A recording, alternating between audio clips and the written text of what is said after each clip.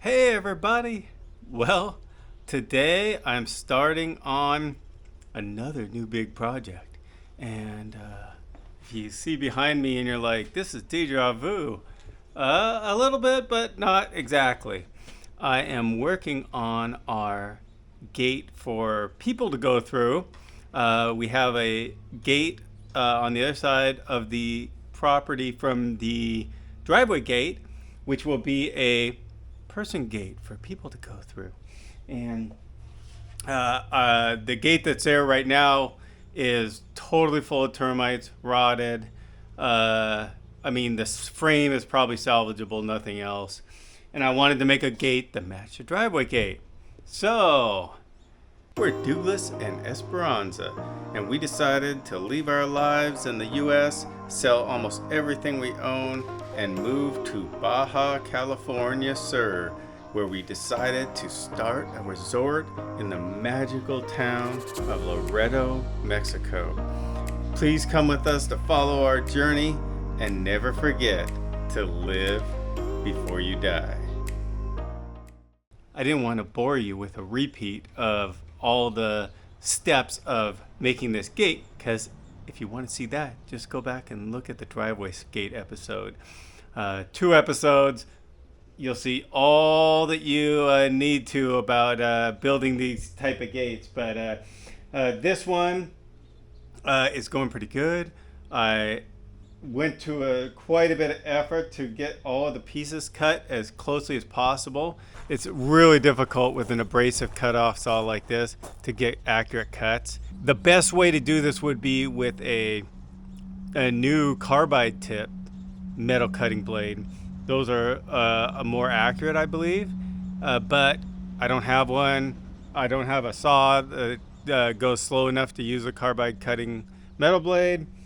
So we make do with this, but I did set up my chop saw stand, and so I could get stops and try to get everything close to as perfect as possible. And it's paid off because the gate is fitting together much better than the last gate that I built. So I will get back to this. Got to weld this up. Luckily, it's only about 1/3 of the welding as the big driveway gate, and then we'll get the entire process going again. Now, one thing I'm going to do differently, of course, because this is a swinging gate, and it's going to be attached to the concrete wall out there. And I didn't have a lot of experience before I came here with attaching stuff to concrete, but it is not very accurate of a process. Drilling into the concrete is not very accurate, setting the posts.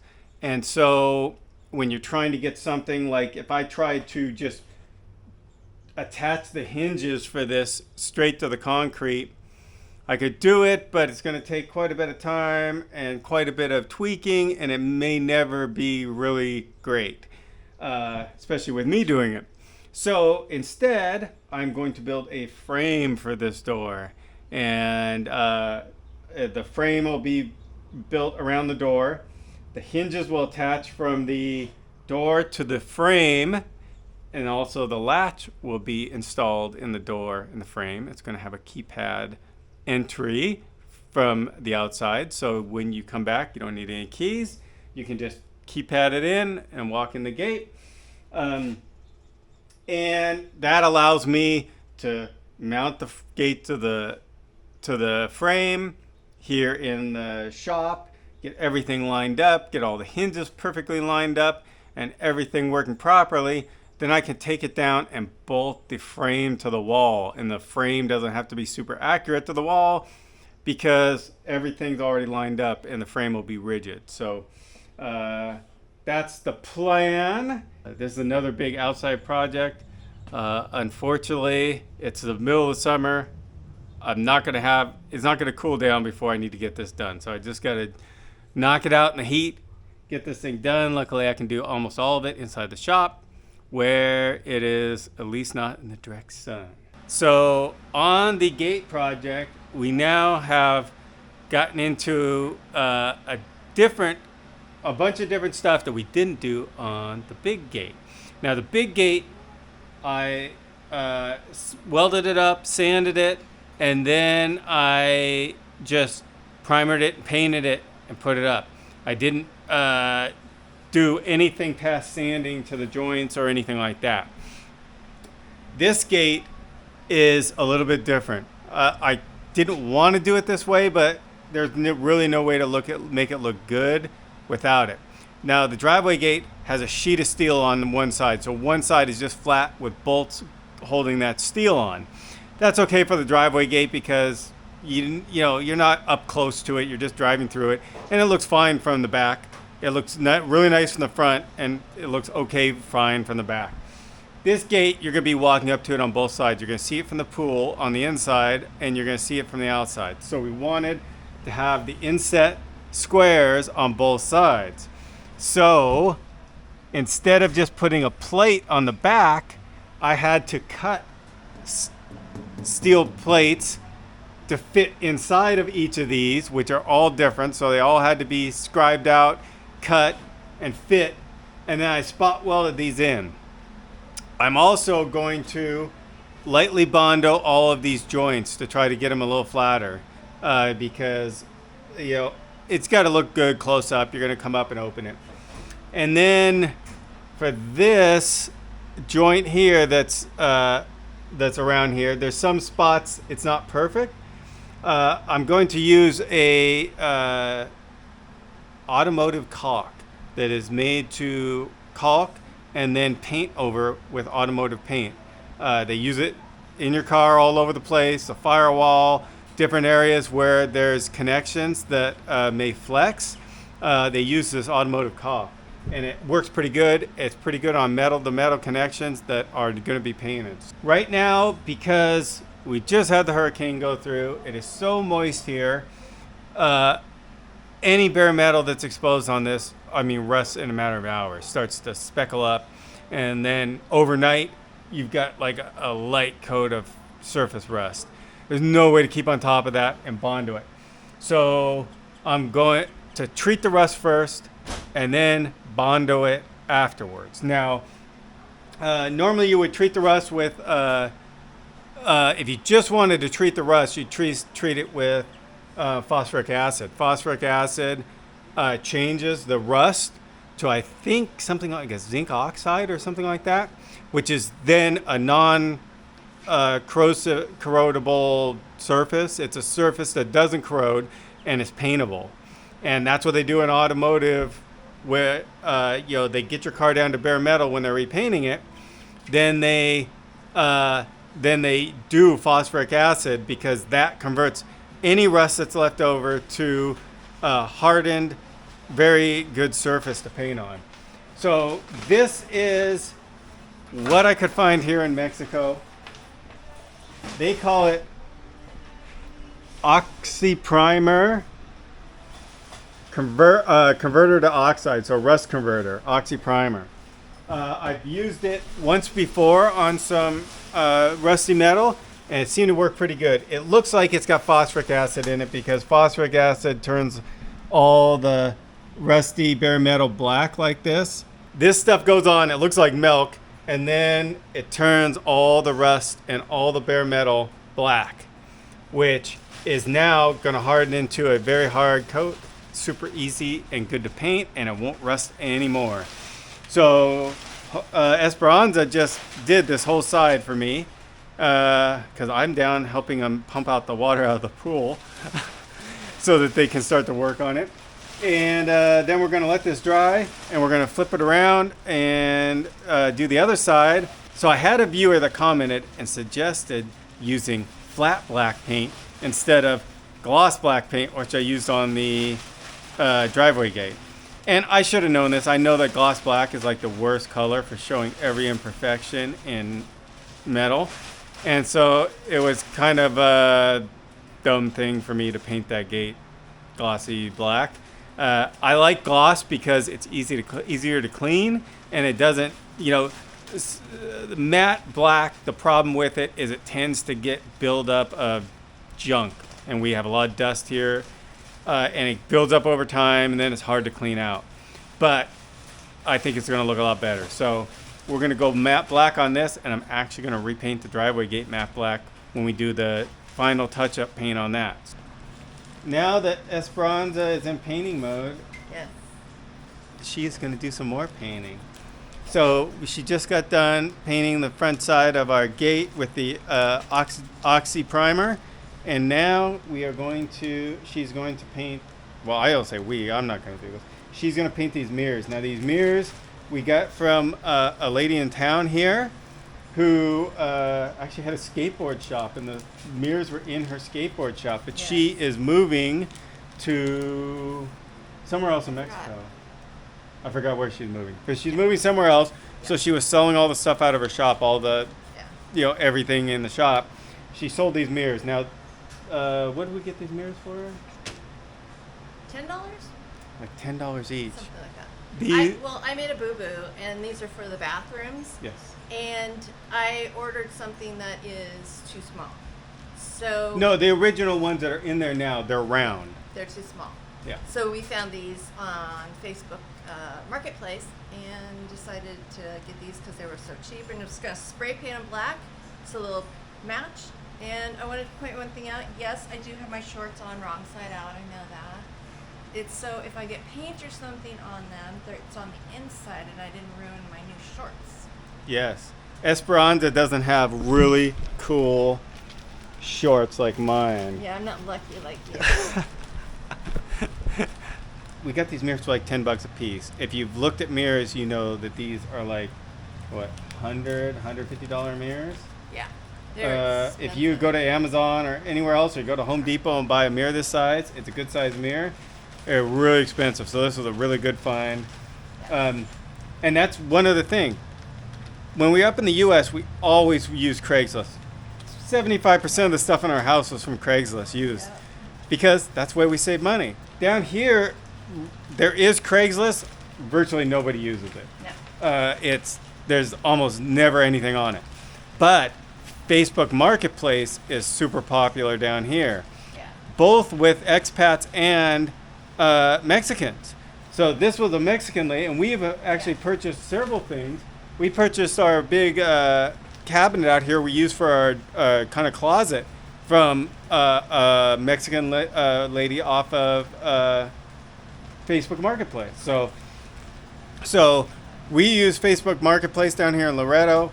If you're in Mexico somewhere else, maybe Craigslist is popular there. Maybe Facebook Marketplace. Maybe they have a different app. $10 mirror, $3 can of paint, and $13 you got a black mirror that you would have paid $150 for at Home Depot. So this morning I got started on the body filler, and I have filled all the joints. I'm not really looking to get this thing glass smooth all the way around here. I'm more looking to fill all of the little holes in the welding and pinholes, and there's a little bit of areas where it doesn't match up. Most of those are because I leveled it all on one side, and all of the pieces are not exactly some of them ended up bending out a little bit at the end or bending in, and so on the other side not everything matches up 100% as far as level. But this is going to kind of smooth that all out and make it look a lot smoother than it would if I just painted it after welding. The method with the body filler is you have the body filler itself here, Sire brand. There's Bondo is the most known brand of body filler, but it's actually probably not used in too many auto body shops. There's a lot of higher quality body fillers. I have no idea what the quality of this is. It's basically what they had here. I could have gone and gotten Bondo at AutoZone, but as far as the other higher end like body fillers, I would have had to order something, and it's not worth it for this gate. So it's a two-part system. You put a little tiny bit of this with the bulk, And then you have, depending on how much of the activator you put in, you have just a few minutes to maybe 10 minutes in this heat to get it spread before it starts to harden. This is another thing that's really cool with the body filler. It's a tablet of really thick wax paper, and so you can mix it up and mix it and spread it from here with your plastic spreader that you use. And then when you do that, then when it hardens up like this, is hardened up on there, then you just rip that page off and you get another page to do it. So it's really cool. Well, it's another exciting day because I'm going to finish another project today. Hopefully, cross your fingers. All right, we have the new gate door all done. I got it painted yesterday, both sides, primered and painted. I have both pieces of the door frame. There's the hinge side and there's the latch side of the door frame. Those are all painted and ready to go also. So now I need to just drill the holes for the lock set that's going to be on there and get it all ready. I'll do that up here since I have got everything up here. Drill all that, and I'm going to take it down and start mounting it up down there. Okay, well, almost there. I have the gate mounted. Yesterday, Esperanza and I came up and mounted this hinge frame side of the door. Got the door hung on the hinge frame, and it opens very easily, even though it weighs probably about 100 pounds. This morning, it got really hot out here, and all this is black. It was really difficult to work on it. So then this morning, I came back out, got this frame on the other side for the latch, and I have one other piece that I need to weld on top of it now that's bolted in, but it is all in the correct location, so it shuts just perfectly. So I am so excited. The door is finally done, mounted and ready to go. Let me show you down here. Still got all my tools down here this morning. I had to weld some and get some, but it's not totally cleaned up. I need to clean it up a little more. But basically, there is a keypad lock here. It's similar to the old style locks that the realtors used to use. And so you put in the code. I won't put the code out on the internet right now. And the door opens. And we decided to put a code on the inside and the outside just for a little extra security. So you have to put it in when you're going out, in or out, but that's good. You close it and it's all done. There is a keypad on the outside. And I think it fits in really nice with so there's that door, and then we got the middle gate, and then our driveway gate down here, which the door matches our driveway gate here. Now, I was always going to come back and paint this driveway gate, at least touch it up, but I'm gonna have to paint it. And so I'm gonna go flat black when I repaint this driveway gate. Thanks to some viewers for suggesting. I went flat black on the man gate and it's a lot better. So when I repaint this, I'm going to go flat black on this too. So then they'll perfectly match. But yeah, super excited.